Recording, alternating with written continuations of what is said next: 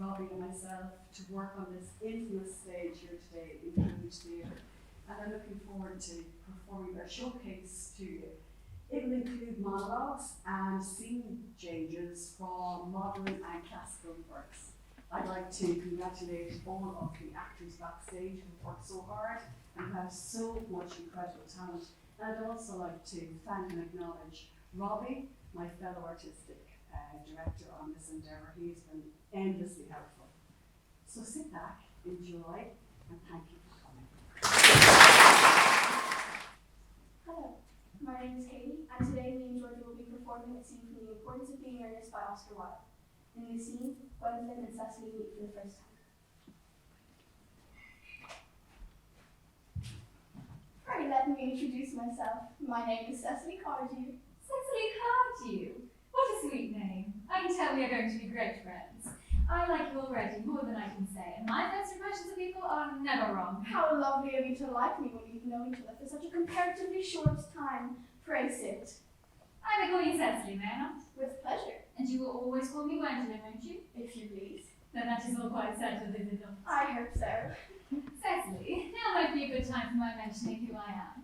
My father is Lord Bracknell. You haven't heard of Papa, I suppose? I don't think so. Well, I am glad to say that outside the family circle, Papa is entirely unknown. And I think that is as it should be. The home seems to be the proper sphere for the man. And certainly once a man begins to neglect his domestic duties, he becomes painfully effeminate. And I don't like that. It makes men so very attractive. Cecily, Mamma, whose views on education are remarkably strict, have brought me up to be extremely short-sighted. It's part of the system. So do you mind my looking at you through my glasses? Oh, not at all, Gwendolyn. I am quite fond of being looked at.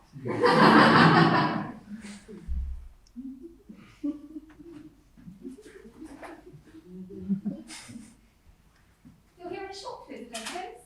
Oh no, I live here. Really?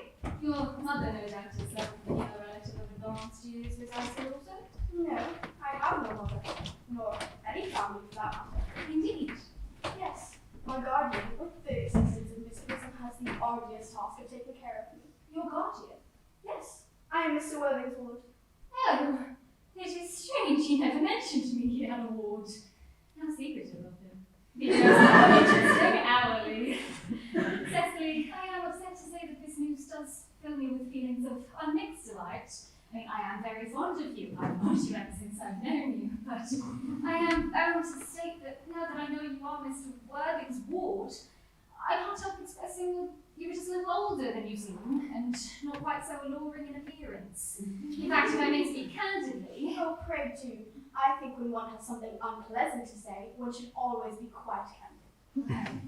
Do you speak with perfect candor? Cecily, I wish that you were fully 42. Unusually plain for your age. Ernest has a strong, upright nature. He is the very soul of truth and honour. Disloyalty would be as impossible to him as deception. But even men of the noblest possible moral character are extremely susceptible to the physical charms of others. Modern, no less than ancient history, has supplied us with many painful examples of what I refer to. If it were not so, history would be quite unreadable. Well, excuse me, Gwendolyn, but did you say Mr. Ernest Worthing? Yes. Well, it is not Mr. Ernest Worthing who is my guardian. It is his brother, his elder brother. Ernest never mentioned to me he had a brother. Well, I am sad to say that they have not been on good terms for quite some time. That accounts for it. And in fact, I've never heard any man mention his brother. The subject seems distasteful to most men. Cecily, you lifted a load from my mind. And I was very anxious. It would have been terrible if any cloud had come across a friendship like ours, would it not? Of course, you are quite sure that it is not Mr. Ernest Worthing who is your guardian. Oh, I am quite sure. In fact, I am going to be his. I beg your pardon? Well, there is no reason for me to make a secret of you, dear Gwendolyn, but me and Ernest are engaged to be married. My darling Cecily, there must be some slight error. Mr. Ernest Worthing is engaged to me. The announcement will appear in the Morning Post on Saturday at the latest. Well, you must be under some misconception, as Ernest proposed to me exactly 10 minutes ago. That is rather curious, for he asked me to be his wife yesterday afternoon at 5:30. If you would care to verify the incident, pray do so. I never travel anywhere without my diary. One should always have something sensational to read on the train. I'm sorry if it's any consolation to you, dear Cecily, but I'm afraid I have prior claim. Well, I regret to inform you, dear Gwendolyn, but since Ernest has proposed to you, he has clearly changed his mind. If the poor fellow has entered into any foolish promise, I shall see it my duty to rescue him at once, and with a firm hand. Whatever prior entanglement my dear boy has gotten himself into, I will never approach him with it after we are married. Do you allude to me, Miss Cardew, as an entanglement? You are presumptuous. On an occasion of this kind, it becomes more than a moral duty to speak one's mind. It becomes a pleasure. Do you suggest, Miss Fairfax, that I entrapped Ernest into this engagement? How dare you? There is no time to wear the shallow mask of manners. When I see a spade, I call it a spade. Well, I'm glad to say that I've never seen a spade. It is obvious our social spheres have been widely different.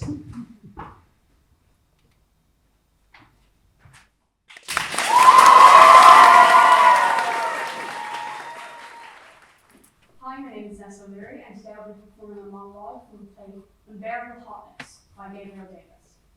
In this monologue, a person is telling a group of people about who believes he's just killed his friend.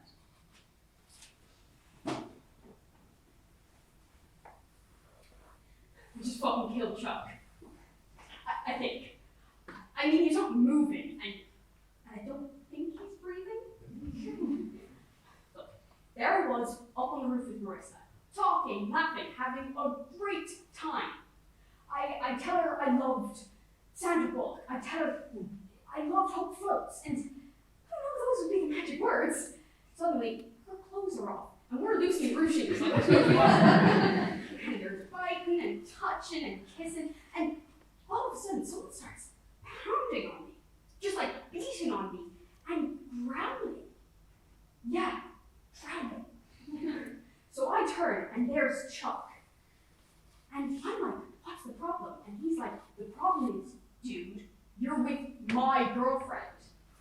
So I turn back to Marissa, and I'm like, you're someone's girlfriend? And she says no. And then it comes out that Chuck actually, he's not Chuck's girlfriend, but Chuck just wishes that she was his girlfriend, but actually, she's his cousin. All of a sudden, he starts crying because he has all these feelings of guilt about wanting her. And so that completely ruined the mood. Marissa put her clothes back on, and we went back down to the party, and I was left there with Chuck. Blubbering, whining, crying Chuck. This stuff's going on about how he's a total fuck up and maybe he should just throw himself off the roof. And for a second there, I'm like, yeah.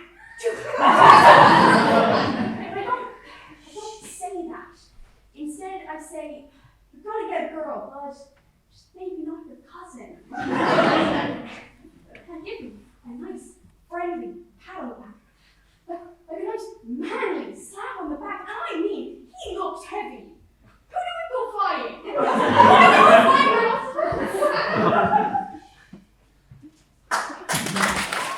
Hi, my name is Orla, and I will be performing a monologue from Our Town by Bertrand Walton. In this extract, Emily is looking back on life as she has died. I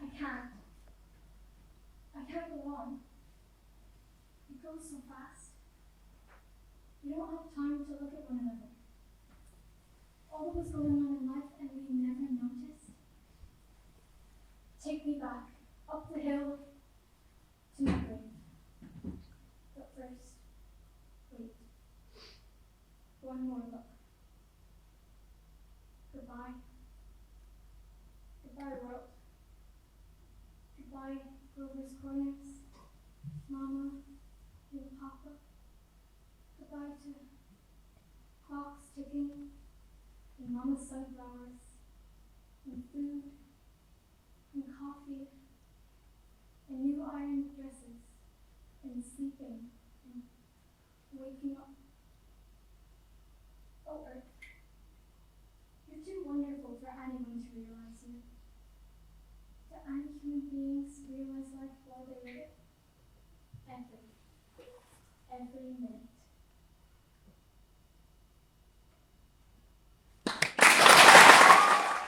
Hi, my name is Anna, and I will be doing a scene from Me, Myself, and I with Tara. In this scene, two teenagers are trying to get a selfie with their favorite artist. Just a little closer.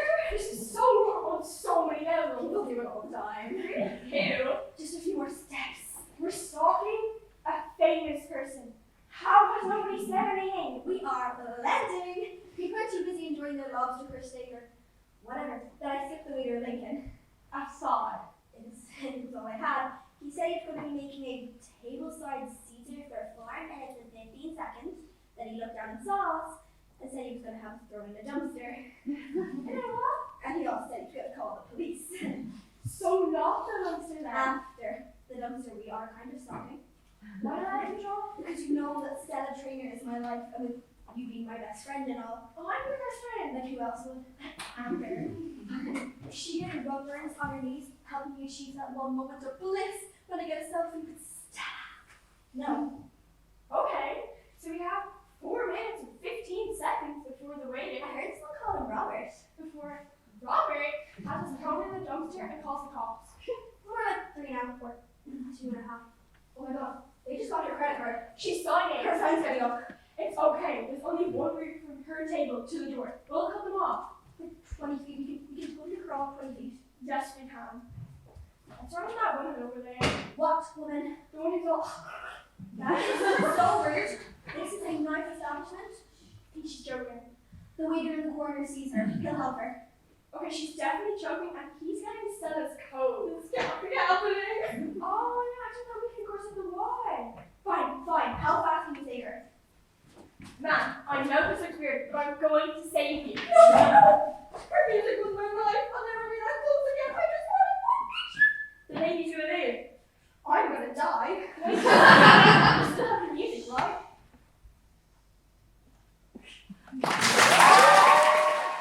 My name is Mick, and I'll be performing a monologue from I'd Rather Be a Man. In this piece, a woman is leaving out about men flirting with her. I don't know what it is lately, but I'm getting tired of it. When guys come up to me with their weak lines. Hey, you have such a beautiful smile. Or, can I just tell you that you're so beautiful? It completely disgusts me. I mean, who the hell does this guy or that guy think he is to give me such compliments? What gives him the right? I don't do anything to give off any kind of interest whatsoever. When I see eye contact happening, I completely look the other way. And they still come over thinking they're so suave. And it's simply disgusting. What does a girl have to do these days? Maybe if I just vomited on myself, the guy would look the other way. But I bet even then I get way you vomit on it. That's so delightful. All I want is to be left alone. I have a man, I love my man, and I do my best to be polite, but the irritation is getting too much. Guys are blind, they really are oblivious to when a girl is not interested. There are days where I'd rather be a man. My name is Saoirse, and I'm performing a monologue from the play Tara Beach by Tammy Hall. In this monologue, Whitney is contemplating life while sitting in her mother's closet. Pretend this is a dream. This is a dream you're having about me. About a girl you don't know. It's okay. You don't have to understand everything right now. This is only the beginning. It's the only way I can tell the story.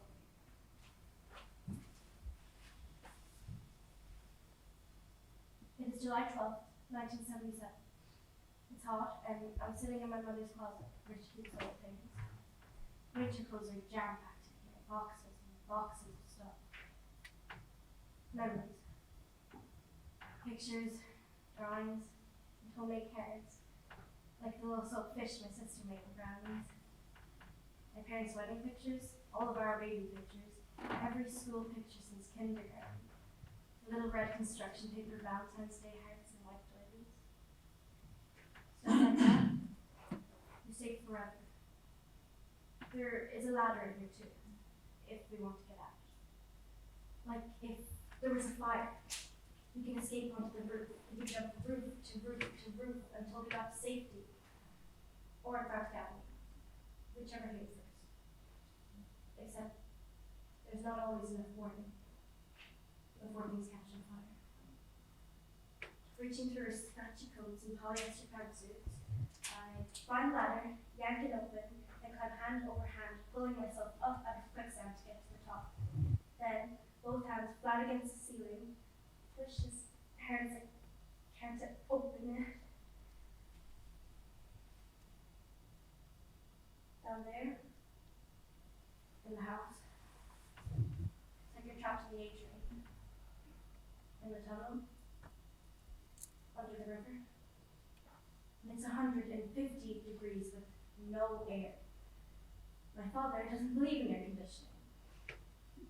Okay, he believes in air conditioner, but it's in their bedroom, where it's so loud you can hear it, but they're the only ones who can feel it. Up here, I can breathe. Even though it's like 100 degrees out and so humid you might as well be underwater. Sometimes, if I concentrate, I can smell salt from the ocean. If there's a breeze. There are never any stars in the sky. Okay, star. Sometimes there's one, but no, that's an airplane. If I could fly,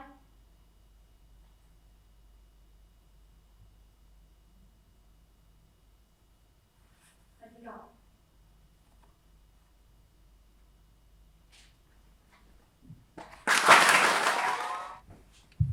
Hi, my name is Nessa, and today I'll be performing a scene from the play Waiting for the Bus, with Charlie and Eva. In this scene, two boys discuss philosophy while sitting on a bus stop.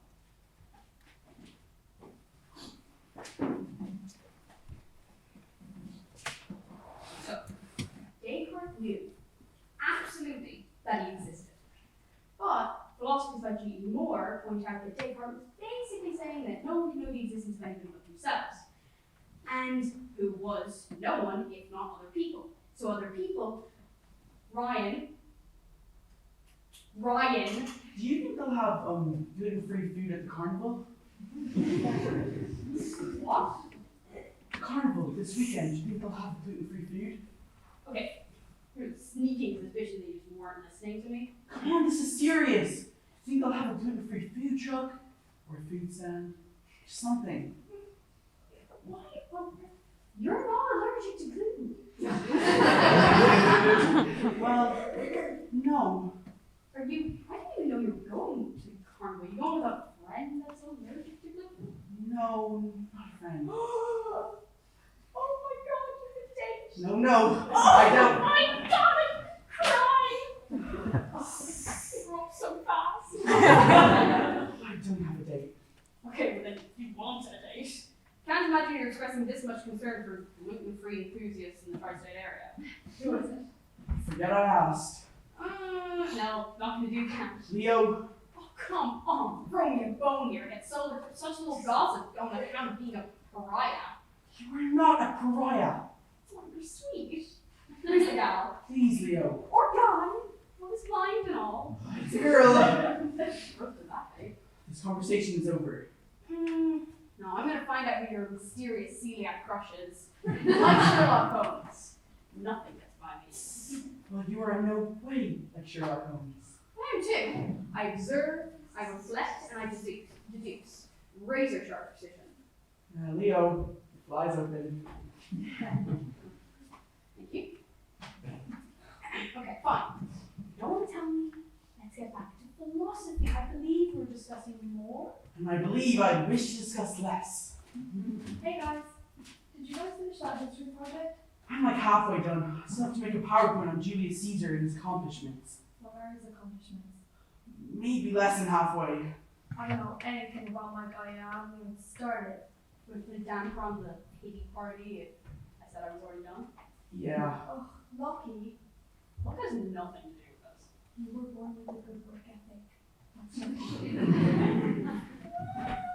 John Locke would say that we're not don't want any podcast. And we're all. He would say that you gain all of your personality traits as a result of your experiences after birth. He would, but he can't because he's dead and irrelevant. Carrots? My mom woke me up late again and I didn't have time for breakfast, so carrots. Here, I have like an oatmeal bar here if you want it. You know, I don't want you to grab it. You know. Thanks, but that is ultimate. Yeah. I didn't know that. I mean, I don't really bring it up in conversation, but I thought you knew. I mean, we've known each other since what? Middle school? Elementary. My dear Watson. Let's go! This is so interesting. You learn new things every day. As long as you're alive with you, don't you? Yeah. Yeah.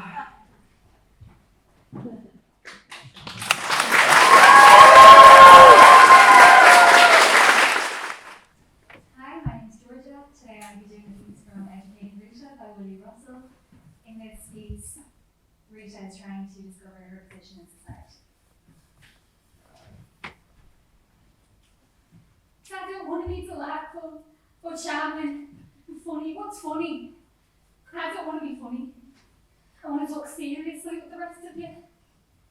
I don't want to spend the night taking the piss, coming on with the funnies because that's the only way I can get into the conversation. I didn't want to come to your house just to make a good fucking jester. But I don't want to be myself. Me? What's me? Some stupid girl who gives us all a laugh because she thinks she can learn. Because she thinks that one day she'll be like the rest of them. Talking seriously, confidently, with knowledge, living a civilized life. But she can't be like that, can she? But bring her along because she's good for a laugh. I'm alright with you here in this room, but when I saw those people you were with, I couldn't come in. I would have seized up, because I'm a freak. And I can't talk to the people I live with anymore. I can't talk to the likes of them on Saturday, or them out there, because I can't speak the language on a half-cast. I went back to the pub, where Denny was, and Alessandra, and the mates. And I decided I wasn't coming here again. And they were all laughing and singing, all of them singing some song they just learned off the jukebox. And I sat there and I just thought, what the fuck am I trying to do? Why don't I just pack it in and just join in the singing? You think I can, don't you? You think just because you pass the pub doorway and hear the singing, you think we're all okay? You think we're all surviving with the spirit intact? Well, I did join in. I didn't ask any questions, I just went along with it. But when I looked round, my mother had stopped singing. She was crying. And nobody could get out of her while she was crying. They all just said she was pissed and we should take her home. And so we did. And on the way I asked her, I said, why were you crying, Mother? She said, because we could sing better songs than those. And I thought that's what I'm trying to do, isn't it? Sing a better song. And 5 minutes later, Denny had her laughing and singing again like she hadn't said it, but she had. And that's why I'm here. And that's why I'm staying.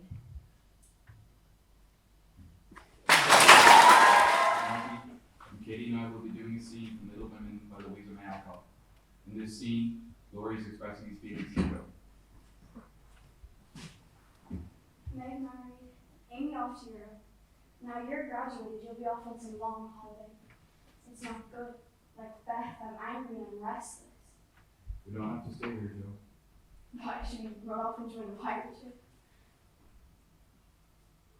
No. No. It's no use, Joe. Joe, we gotta have it out. I've loved you ever since I've known you, Joe, and I tried to show you when you wouldn't let me, which is fine, but I must make you here now and give me an answer because I cannot go on like this any longer. Teddy, please don't. I gave up billiards. I gave up everything you didn't like. I'm happy I did it fine, and I waited, and I never complained because I figured you loved me, Joe, and And now I realize I'm not half good enough, and I'm not this great man, and Yes, you are. You're a great deal too good for me, and I am so proud of you, and I am so grateful for you, but I can't see why I can't love you as you want me to. I don't know why. you can. No, I can't. And it would be a lie to say that I do when I don't. I'm sorry, Teddy, I just can't. You can't love anyone else, Joe. I only love you. Teddy, it will be a disaster if we It remember. wouldn't be a disaster. I can't. I've tried it and I can't. Why does everyone expect it then? Why does your family and my grandpa expect it? And why are you saying this? Say yes and let's be happy together, Joe. I can't say yes, true. So I'm not going to say it all. I'd rather hang myself than realize this, Joe. I'd rather be dead. Listen, someday you'll find a lovely and accomplished woman, and she will love you, and she will adore you, and she'll make a fine mistress for your house. But I mean, I wouldn't. Look at me. I'm homely and I'm awkward I love you, Joe. and I'm odd, and you'd be ashamed I of love you, me. Joe. And we quarreled. Even now we can't help it. You hate my scribbling, and I hate elegant society. And we would be unhappy. And we'd wish we'd never done it. And everything would be hard. Is there anything more? No. Nothing. All right. Except for Teddy. I don't think I'll ever marry. I'm happy as I am, and I love my liberty too much to be in a hurry to give it away. No, I think you're wrong about that, Joe. I think you will marry someday, and I think you will love someone. And you will live and die for them because that is your way, and you will. And I'll watch. Alright, I'm Charlie, and I'll be performing the monologue Roses Are Red. In this monologue, Craig talks to his therapist about his mother's death.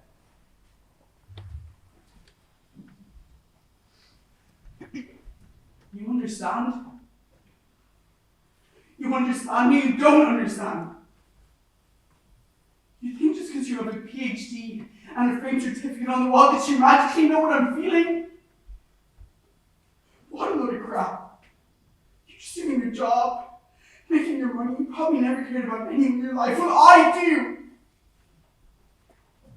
I care too much. So I'm going crazy. Every time I see a woman who even slightly resembles my mom, I think she's just going to turn around and it will be her alive, here now, smiling, but it never is. I keep waking up in the middle of the night, drenched in my own sweat. Yesterday, I put my fist through a window and shot it into pieces. My mom is dead! She's dead. And I can't cry. I can't even cry because if I do cry,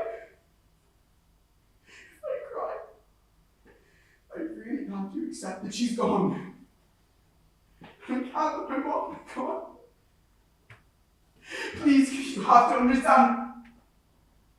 I can't let my mom be gone.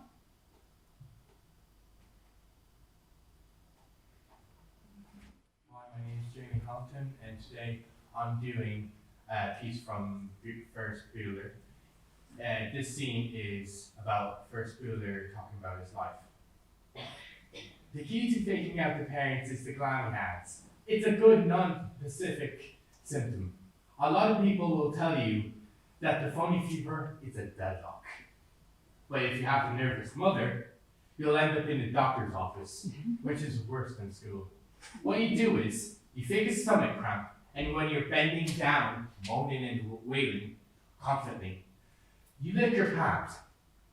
It's kind of childish and stupid, but so is high school. I did have a test today. That wasn't bullshit. It was on European socialism. Like, really? What's the point? I'm not European. I don't plan on being European, so who gives a crap if they're socialists? They could be fascist socialists. I still won't think, it still won't change the fact that I don't own a car. Or any isms for that matter. Isms, in my opinion, are not good. No one should believe in an ism. They should believe in themselves. I actually quote John Lennon, I don't believe in Beatles, I just believe in me. And so, he was the walrus. I could be the walrus. My name is Aura, and Nathan and I will be performing a scene from Little Women by Louisa May Alcott. In this scene, Jo is expressing her feelings to her mother. I hope I'm not disturbing your writing.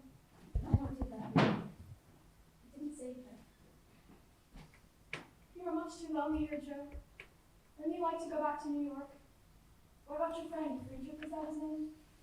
I ruined our friendship with my temper just as I ruined Effie. I thought a sincere friend would be deterred. I wish that were true. Our growing up would all be so easy. Just give up the world happily. Norman is returning, you know. Yes? There was a letter from Amy. She's devastated about Beth and Aunt Marcia's very ill. He'll be accompanying them on the journey home. That's good of him. What is it? I don't know. I've always been quite content with my family. I don't understand it. Perhaps I was too quick in turning him down. Lord. Do you love him? If he asked me again, I think I would say yes. Do you think he'll ask me again? But do you love him? I know that I care more to be loved. I want to be loved. That is not the same as loving. I know. I just feel like women, they have minds and they have souls as well as just hearts. And they've got ambition and they've got talent as well as just beauty. And I'm so sick of being told that love is all a woman is fit for. I'm just sick of it. But I'm so lonely. And Beth is gone, and Amy is gone, and they're all gone, and I'm still here. And I don't know what I want.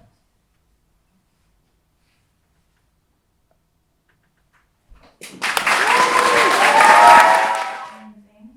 I will be doing a monologue from Blood Lovers called Ayasami. In this monologue, the character talks about how he wishes he was his older brother. I wish I was Ayasami.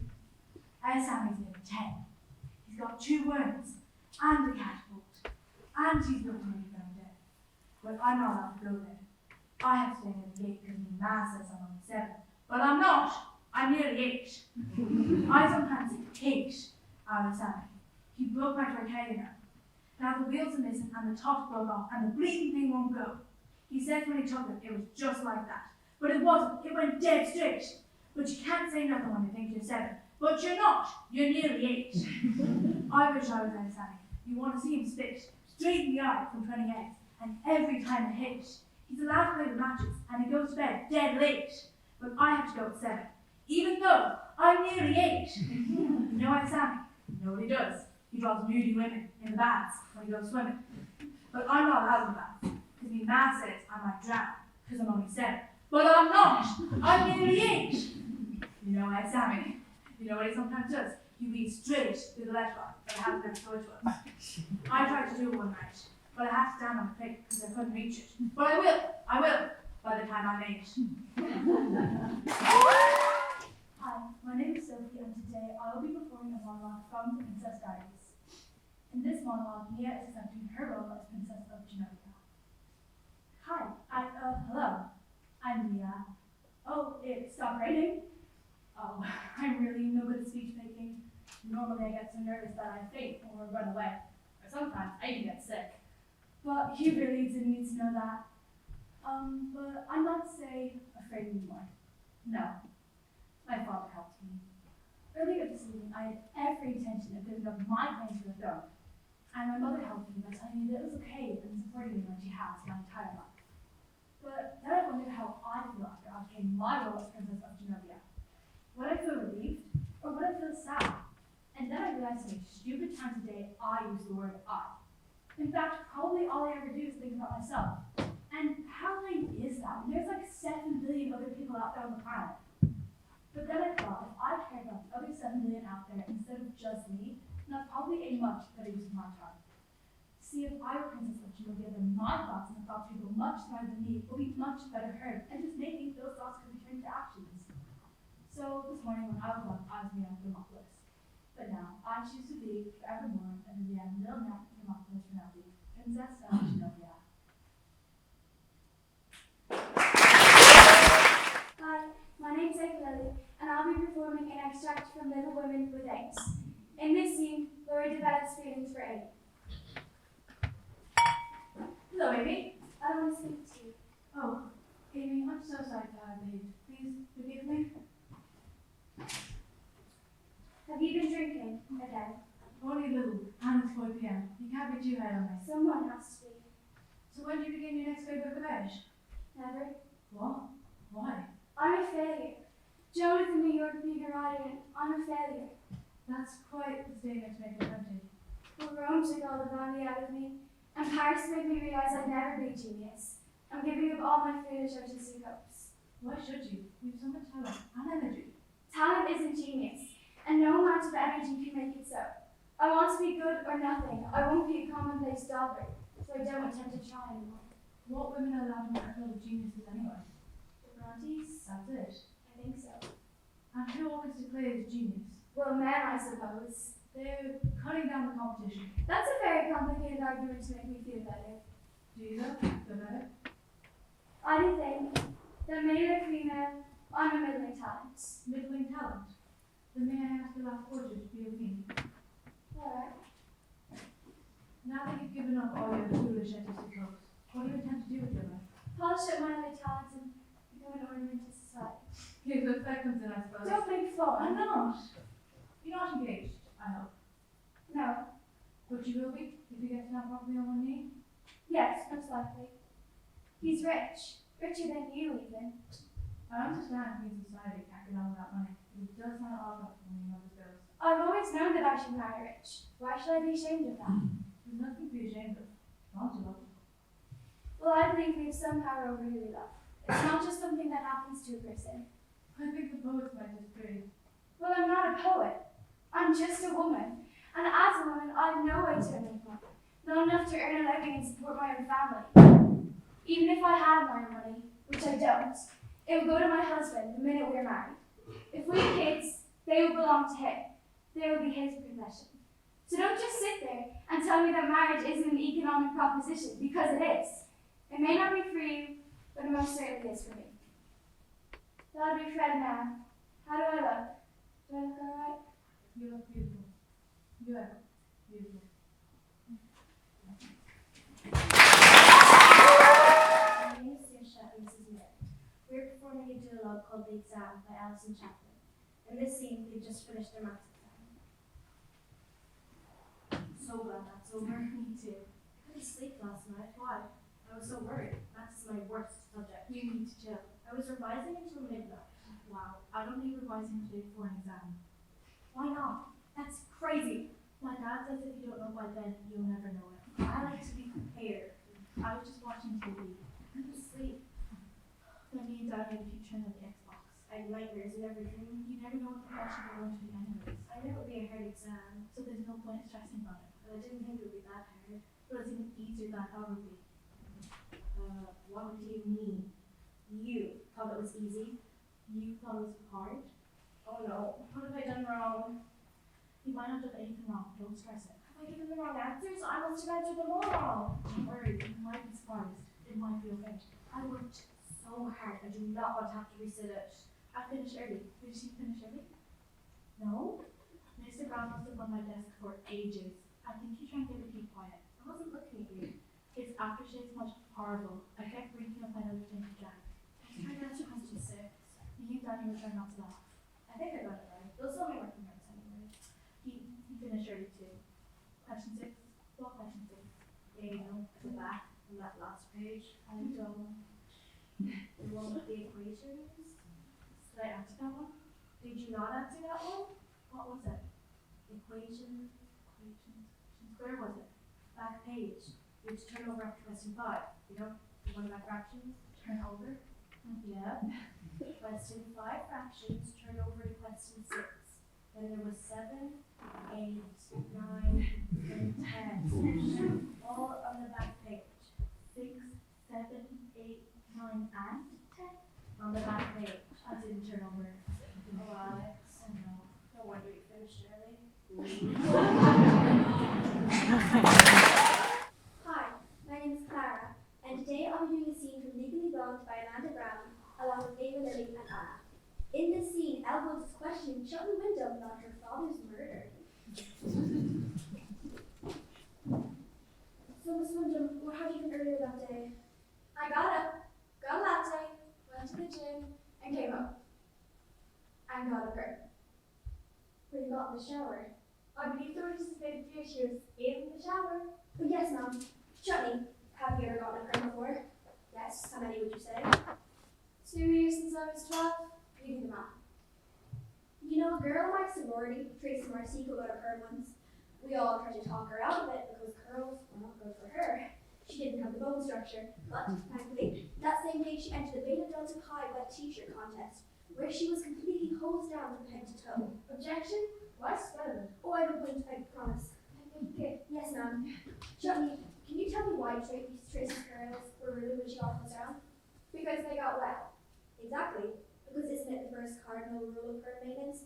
You're forbidden to wet your hair for at least 24 hours after getting it done, in risk of the effect of ammonium trioxide?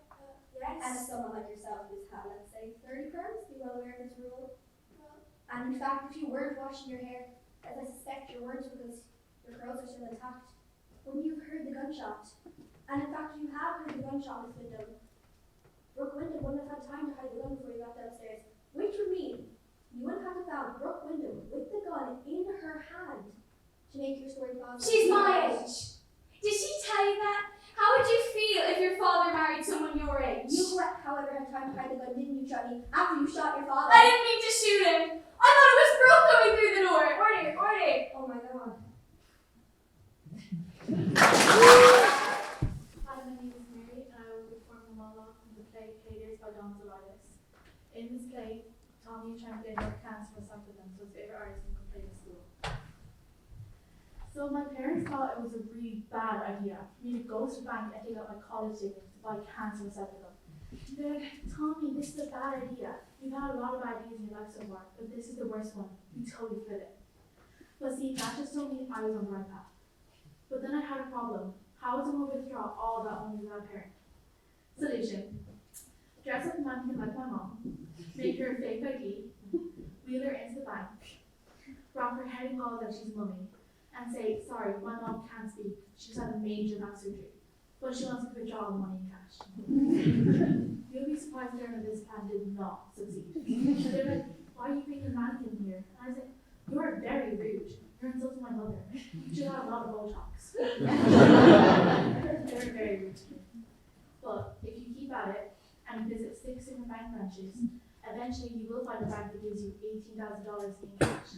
Which I've got to say, Mom and Dad, that's not even that much for college. I only bought 29,000 cans of carbonated water, which took forever to pour out. My name's Georgia, and today I will be doing a piece from Romeo and Juliet by William Shakespeare. In this scene, Juliet has just received news of her cousin's tragic death.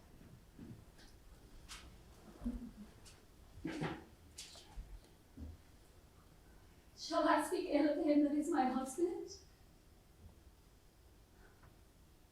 Or my lord, what tongue shall smooth thy name, when I, thy 3 hours wife, have mangled it?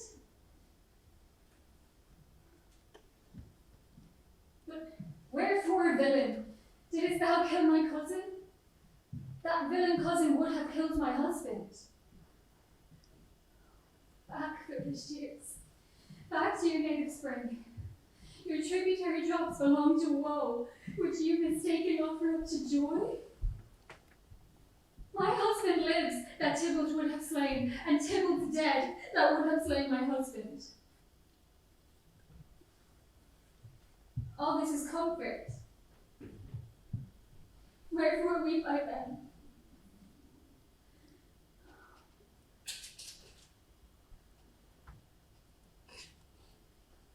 Some word there was. Worse than Tybalt's death, I would forget it fame. But all in presence to my memory, like damned guilty seeds to sinners' minds, Tybalt is dead. And Romeo, banished. That one word had slain 10,000 Tybalts. Tybalt's death was woe enough. If it had ended there.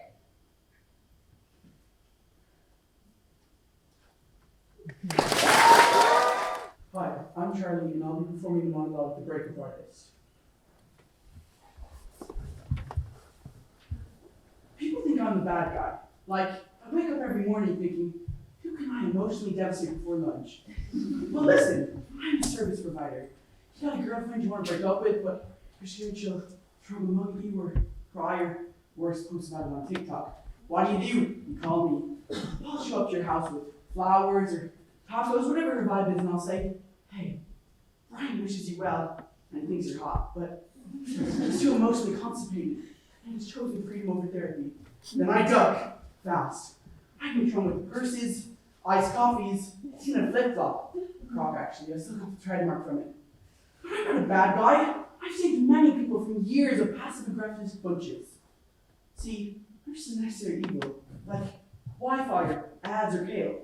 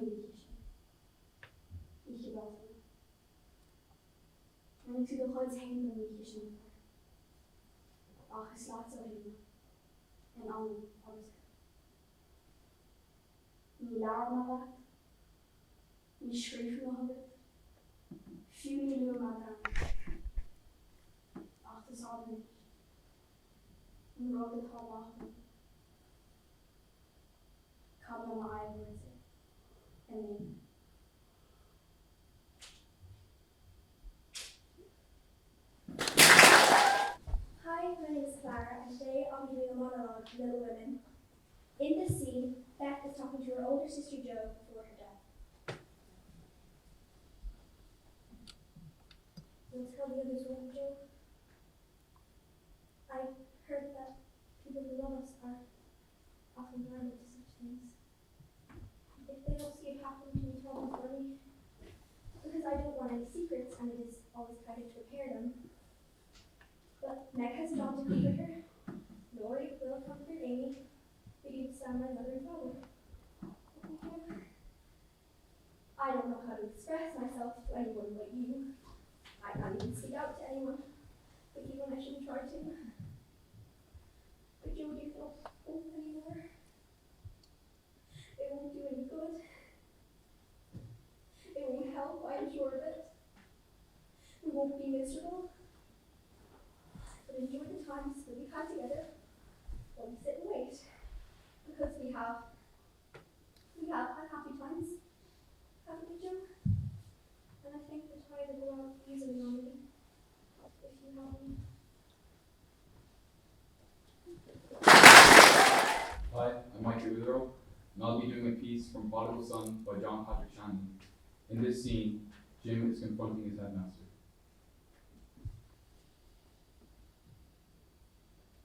Why is it your school?